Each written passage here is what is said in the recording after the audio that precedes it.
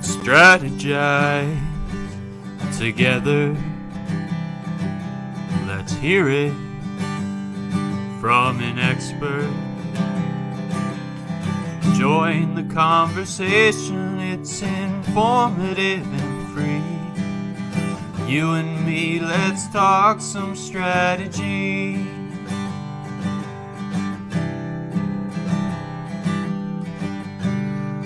Now here's your host, Dorien Morin-van.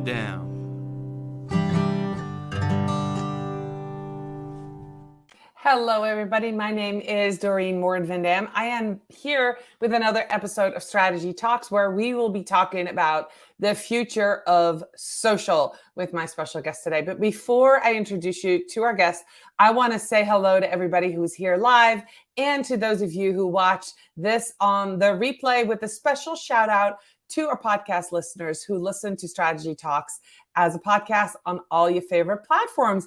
And before I introduce Jack Appleby to all of you, special shout out to our sponsor, Social Insider. They are the intuitive dashboard for social media analytics, reporting, and competitors analysis for brands and agencies. If you need data, you need Social Insider. So without much further ado, let's get started. The future of social with Jack Appleby. How are you today, Jack? I'm so much better having heard that theme song, which is fantastic. I'm great. Oh, that's awesome. Yeah, I love that. My son wrote that, so all the credit goes to him. Even I love better. it. It sets the stage perfectly. You are the expert. I'm interviewing you. We're going to talk about the future of social. So let's just get started with that, right? You have a newsletter called Correct. Future Called Social. Future Social. So what inspired you to start that? And what has your experience been working with the, big brands that, there's so much to unpack. Let's start with Future Social. What got you, what Sure. inspired you to write that, and what's happening with that? Yeah, so it's funny. Like I'm now a full-time content creator, which I'm still getting used to that coming out like off my breath. It's a weird thing to say still. But basically, I've worked in social for the better part of 12 years now. Got into the field in 2011, right when it felt like social budgets started to become a thing. Mm-hmm. And fortunately came into an agency that was very entrepreneurial and very much encouraged us all to kind of learn at our own speed, figure out what's going on, and had a lot of opportunity to advance. So I started off in video game marketing, working for DC Comics, Warner Brothers Interactive, moved on to Microsoft, worked on Minecraft social and a bunch of other games. And then through the last 10 years at agencies, ended up leading social AOR for some of the biggest brands in the world. Beats by Dre, Verizon, who else? It's been a long journey at this point. But somewhere along the path, I kind of had this panic when I was like, oh my God, I don't know anybody who does this except for the people who worked in my first agency for those first 5 years. So I just wanted to meet some people who worked in advertising and started tweeting to meet folks. And then weirdly, it became kind of a thing. Like started writing these Twitter threads of analysis of influencers and brands that started to gain some traction, enough so that I started bringing clients to my agencies. I had one job where I brought in Riot Games, Spotify, and another game called Warframe through Twitter DMs to my agency. And all my clients came from me as strategy director, which Trish is not how that role works. Yeah. Yeah, and then at some point, my friends at Morning Brew, they hit me up and was like, dude, like you should be writing full time. I was like, I've never aspired to write full time, like not since my like journalism major days.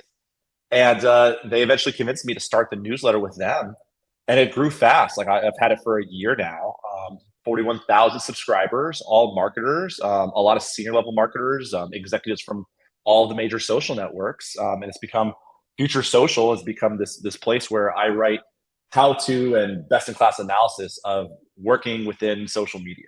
I think that is fantastic. And I want to touch on something. You said it was sort of lonely, right? You were behind the scenes. And I just want to point this out. If you're watching and you're a social media manager, you're a marketer, you're working in an agency, Jack and I see and hear you. We have been there. I have been there. I work from home. I work with agencies. I work on teams. But it gets lonely out there. And sometimes you're going into the void, right? Jack, you feel like, are people listening? So I totally hear you on starting on Twitter and talking. I see a lot of my colleagues do that. I went the other route. I went to communities. I went Facebook communities, groups.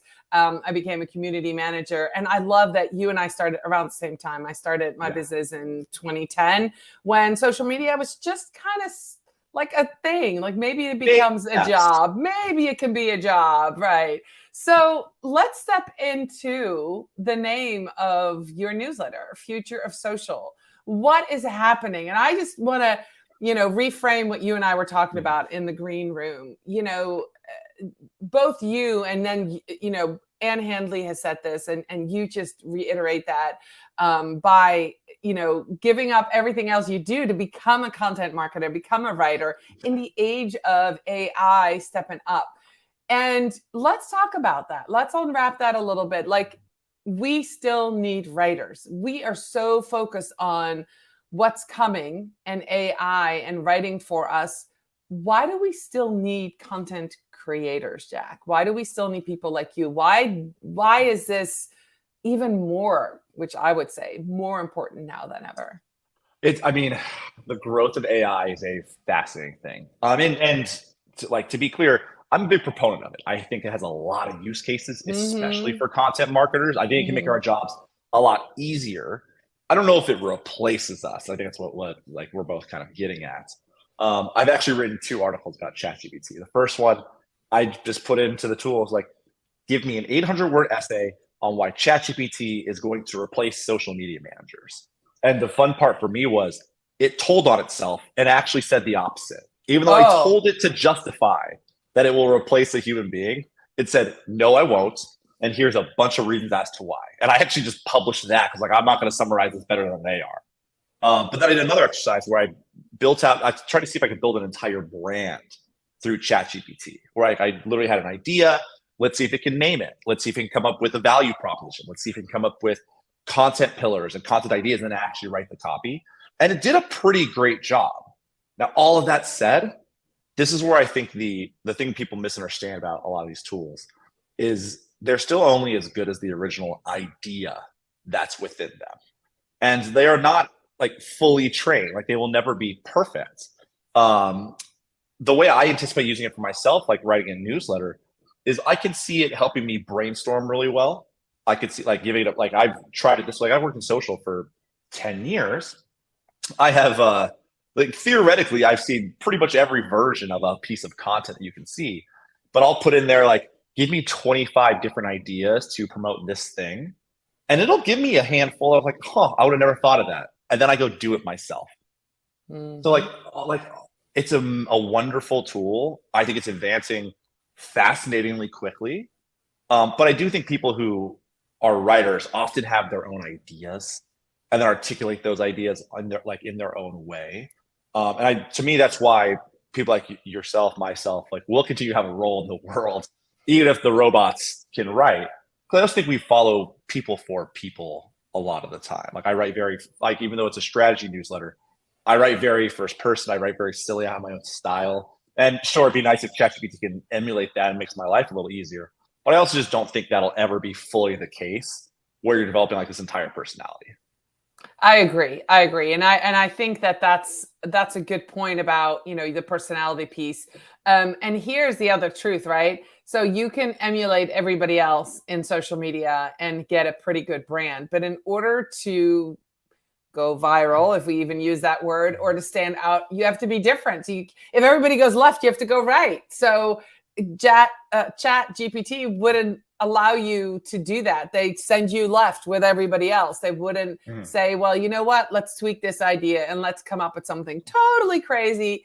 And that's where you need humans and human brains to say, well, we're going to just do it differently. And an AI, I don't think they would want you to fail. So they wouldn't come up with ideas that are, maybe out of this world. Whereas, I'm an agile marketer. So we talk about, I talk about that a lot where, the understanding is that in order to succeed, you have to have permission to fail. And if you have permission to fail, that means that you can come up with bold, big, bright, crazy ideas to try and to test. And if you don't have the permission from the C-suite, you can't. And I don't think AI has permission to fail. So they're not very agile. So I think that's one of the things. So let's switch gears and let's talk about, how do you keep up with what's going on in social? There are so many things to worry about, right? And AI is just one. There's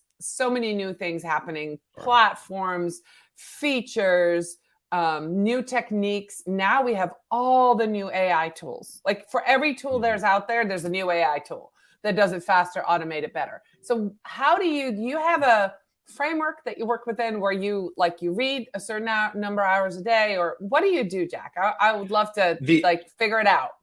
It's funny. I mean, this is where early in social media careers, people are often encouraged to just be constantly online. It's like you hear phrases like the pulse of culture and stuff like that.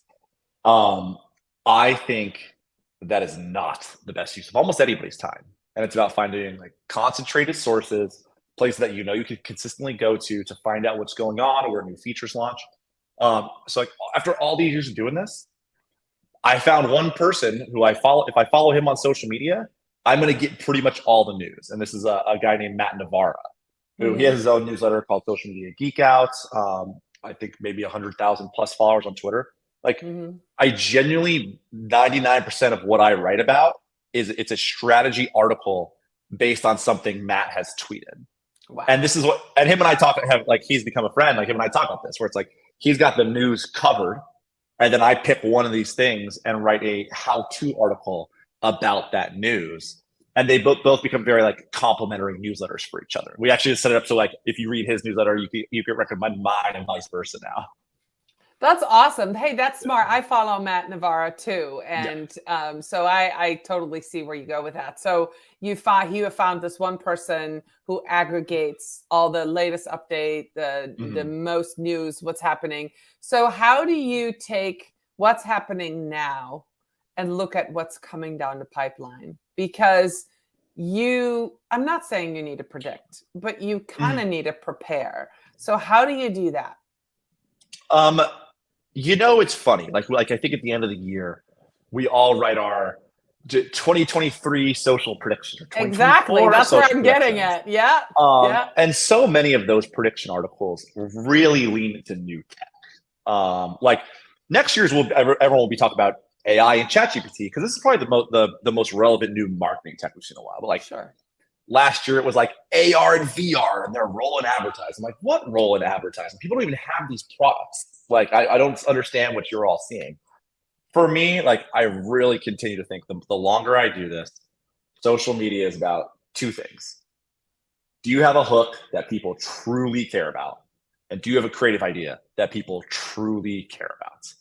And what's actually happening now, like if we were to call out one future of social prediction, we've seen over the last year, every social network is going to an interest graph model. They used to all be based on a social graph, which is my feed is full of people who I have chosen to follow or I have friend requested, a la original Facebook, most of Instagram, Twitter in the past.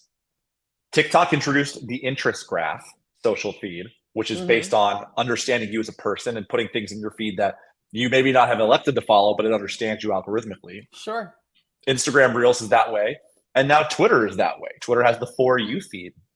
So I think we're going to continue to go towards that direction, because we're finding time spent on app really increases if the algorithm gets it right, because maybe the content that an algorithm feeds you is better than what your random friends on social media post. And that's why you stay in the feed longer. But I think the big takeaway from all of that's going to be content creators and strong thinkers in social are going to have the best organic reach they've had since the early days of Facebook, because every social network is being set up in a way that encourages the best content to get seen. And again, the best content being what has a hook that resonates with like your core audience strongly enough, and what's actually a creative idea enough to keep them around for after that. That's really great. And I can see that when you say that to hook and then the content, what I'm seeing in my feed are those people that are talking about one topic really well, become the expert. They're not an expert when they start. They become the expert. They tell their stories in such a way that people are fascinated, and then they answer the questions of their audience, and they're creating videos based on what the audience asks. Now, that interest graph, I love that you explained it that way, because that kind of made me really understand that a lot better. And if you're watching this, you probably have that same thought. Is that something that YouTube has already been doing? Kind of like you watch this video and now you want to watch this video. Is that kind of what's been happening on YouTube for a little bit longer, where, you know, there's always that suggestion, like you watch this video, now here's the suggested, and it comes up with the next thing. Is that the same idea? Technical terminology wise, I don't know if we view if we qualify it that way, just because I don't know if that's a social specific term. And I personally don't think of YouTube as social media. I think it was like broadcast and digital. But like fundamentally, yes, like YouTube has algorithmically, like I don't know about you guys, but like my YouTube is very curated for me. Like when I go, I often just visit the YouTube homepage and click around there because the content, like the platform understands me. So functionally, let's say yes, it algorithmically is strong. Yeah. Okay. That makes sense. So you were talking about, you started talking to people on Twitter when you sort of felt isolated. You were behind the scenes. You didn't have any colleagues. And, you know, I totally can sympathize with that, empathize with that, because I go to like social media marketing world, and I go to the, you know, been to Inbound and to these places, these conferences where I meet with my friends, right? Because you're in an isolated, even before working from home was a thing, a lot of us social media managers were working from home already. So that personal branding piece that you happen upon sort of by accident, how important do you think that is for other social media managers out there, and other marketers? And how can somebody start building that brand? Yeah. So I always caveat before I go into this talk that if you want to build a personal brand, it can be really, really powerful for your career. Not with aspirations to become a creator, but it just brings in so many other opportunities. Like clients will find you. Like I got one job where during the interview process, my boss or my future boss said, yeah, the entire leadership team at the client follows you on Twitter already. Like, one of the reasons you're getting hired here is because we know they already trust you, and they never trust anybody we hire for this job. So, like, there are real benefits to doing it. That said, if you like don't feel safe online, if you prefer to be introverted, if you don't want to put like yourself out there digitally, I never encourage anybody who doesn't want to do it, because there are plenty of cons that come with living this way. But that said, like, if you do want to build a personal brand as a marketer or a social media manager, I think there's so many incredible ways to do that that will really benefit you, not just in your visibility, but in how you think about the work itself. Since fundamentally personal branding is still branding work. I always say the easiest way to get started in this is like, I actually wrote an article on this called like the most positive way to build a personal brand. I'm sure everyone here works in a very specific industry of some sort, and they're in marketing slash sports, marketing slash video games, whatever that might be. If you just start by curating really great work from your industry and posting that on LinkedIn and saying why you like it, do that 2 to 3 times a week. And right there, you are showing other people how you think about work, like what your personal taste level is. And you're showing off the best marketing work there is. And by the way, marketers always love attention for their work. So you will start connecting with people who did that work. You'll start showing off to your fellow connections, like what type of work is resonating with you.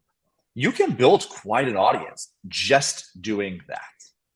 And then from there, I love that tip. I love that tip. Oh my gosh, that's mind blowing. You're right. And sometimes we don't want to highlight other people, right? Especially if we consider them quote unquote competition. But sharing somebody else's content is a free thing, and it can make you look incredibly smart if you curate the right content. That is a great tip, Jack. Wonderful. Yeah, what it is and why it works. That's like, you can build, like, I know a woman named Jess Smith who, she works for, I forget her title now. She might be VP of branding, but she works for Stewart Haas Racing. She's worked for the Yankees. She's been at Under Armour. And she built a Twitter account for herself that has a huge following in professional sports marketing because she did just that. She highlights everyone's work and says they're usually just like short comments like, love the graphic design of the Miami Heat here. And she's built 30,000, 40,000 Twitter followers by mostly doing that and then expanding to a blog about pro sports marketing where she shares more original thoughts. But you can dip your toe in really safely without ever triggering any controversy whatsoever. So sharing your own thoughts on other people's content, that's sharing. I want to caveat highlighting other people's work that you like. okay. Because this is where the one thing I would go back and do differently is when I started tweeting about social, I approached it more of like a classroom where like I would also critique things. Never viciously, never meanly. I'm not into like spicy Twitter, that kind of stuff. Mm-hmm. But I would critique where it's like, this doesn't work because of X, Y, and Z. Here are things they could have done differently. And as my audience grew, it took me way too long to realize that would get back to the originators of the content. Mm-hmm. And as I look at like how much social real estate I just have, like on Twitter and LinkedIn, and how many posts I can do per day, it just doesn't make that much sense to critique things that I don't love versus highlight things that I do love and explain why I love them.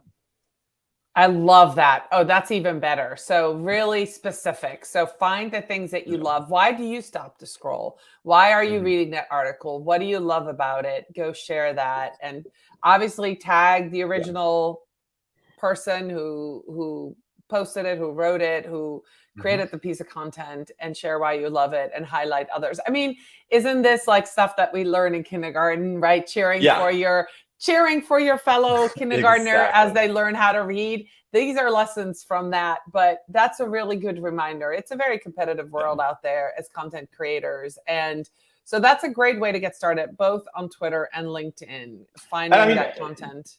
Yeah, like not to mention, like it is also a heck of a networking tool. Like literally last month, like one of my writing idols is Mark Manson, who wrote like The Subtle Art of Not Giving a, I don't know who's watching the show, so I won't finish the title. But I've always very much looked up to him as a writer for his ability to take complexities and make them very accessible, very simple, and very human language. I made it like, I don't have an Instagram following. That's like my personal social network. It's got a couple thousand followers. I made a video about like how taking one of his classes as part of my morning routine. He saw that and asked me if he could repost it. And I was able to like briefly chat with a guy who's like one of my heroes because I made content about him. Like it also becomes this networking thing where you want to meet more people in marketing, you highlight their marketing content that's great. And I promise you will connect with some people who like you look up to, who might be able to hire you, who might just be good people for you to like grab a coffee with. That's awesome. Hey, Jack, I just want to tell you, I was with him in the interview, but you're such a positive person. Thank you for being that today. I'm not saying that my other guests aren't positive, but I love your outlook on content and what you're doing and how you're bringing the message forward. And if you're watching this and you felt, the drain of social media, certainly follow Jack and connect with Jack. We're going to talk where and how in just a minute when we wrap this up. But I just want to tell you, I get this vibe from you. Like, it's positive. It's great. Do your thing. I love that. So I have a couple more questions for you. What role does the social media play in shaping a brand's reputation and public image? As a standpoint of, how important is it as you, as the social media manager, the marketer, how important is that? And how does that weigh on you, that reputation piece?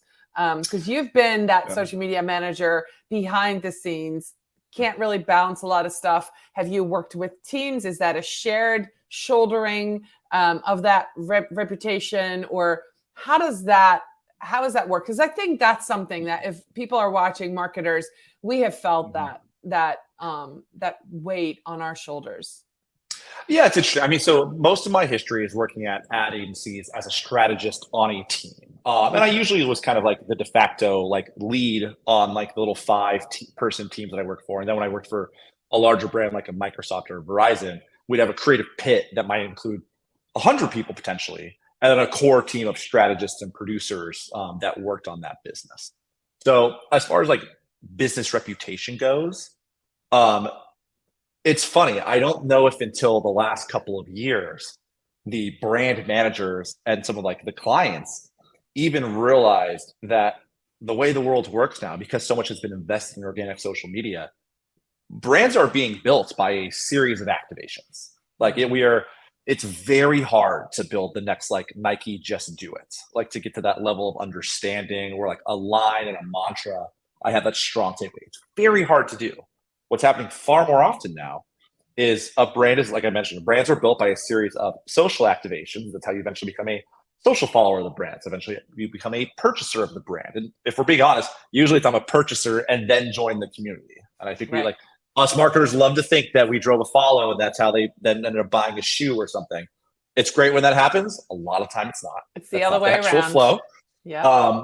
But that said, like I've just always kind of viewed it as like a fun part of my job.